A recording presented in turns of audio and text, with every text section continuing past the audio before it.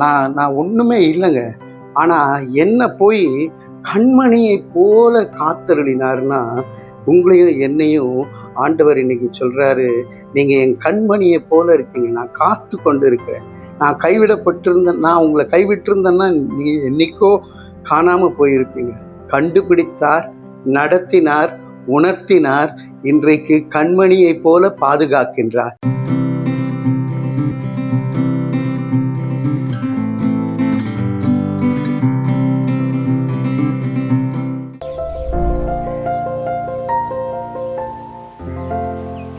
பிரியமானவர்களே, உபாகமம் 32வது அதிகாரம் 9-10 வசனங்களை வாசிக்கின்றேன். கர்த்தருடைய ஜனமே அவருடைய பங்கு, யாக்கோபு அவருடைய சுதந்திர வீதம்.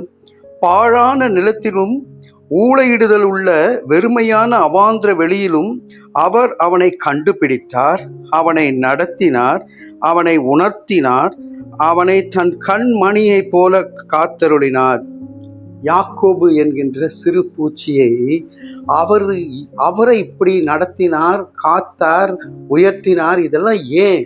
யாக்கோபு ஏங்க பாழான இடத்திலும் ஊளையிடுகின்ற அவாந்திர வெளியிலும் ஏன் போய் தங்கி இருக்கிறாரு அப்படின்னு சிந்தித்து பார்ப்போமே. ஆனால் அவர் செய்த துரோகத்தின் நிமித்தமாக, தவறு நிமித்தமாக ஓடி ஒளிந்து கொண்டிருக்கின்ற ஒரு வாழ்க்கை.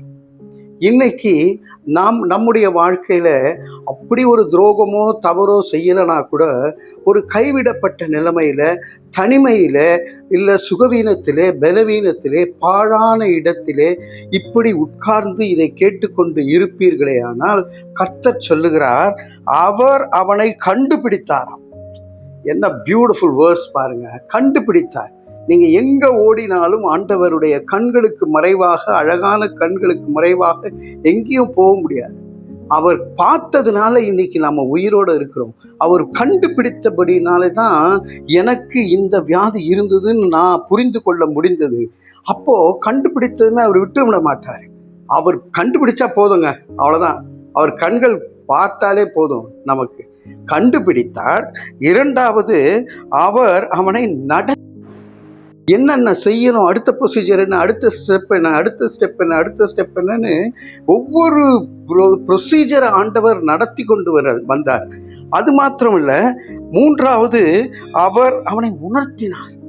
நான் செஞ்சது தவறு என்பதை உணர்த்துகின்றார். யாக்கோபு உணர்ந்து கொள்ளுகிறான், ஏசாயினிடத்திலே நான் செய்தது தவறு என்று. இன்றைக்கு நம்மை கர்த்தர் உணர்த்தும் பொழுது நாம் திரும்ப வேண்டும்.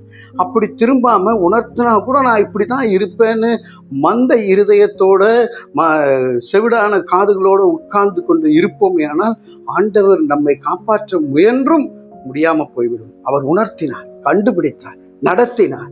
அடுத்தது பாருங்க, அவனை தமது கண்மணியை போல காத்தருளினார். இது என்ன beauty! Am I worthy for it? Nothing. ஆண்டவர் நான் ஒன்றுமே இல்லைங்க. ஆனால் என்ன போய் கண்மணியை போல காத்தருளினார்னா, உங்களையும் என்னையும் ஆண்டவர் இன்னைக்கு சொல்கிறாரு, நீங்கள் என் கண்மணியை போல இருக்கீங்க, நான் காத்து கொண்டு இருக்கிறேன்.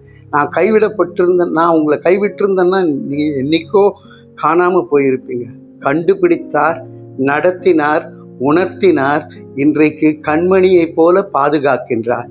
இந்த தேவன் என்றென்றும் உள்ள சதா காலங்களிலும் நம்முடைய தேவன். மரண பரியந்தும் நம்மை கைவிடாமல் பாதுகாப்பார். தலைகளை தாழ்த்தி தேவனை நோக்கி பார்ப்போம்.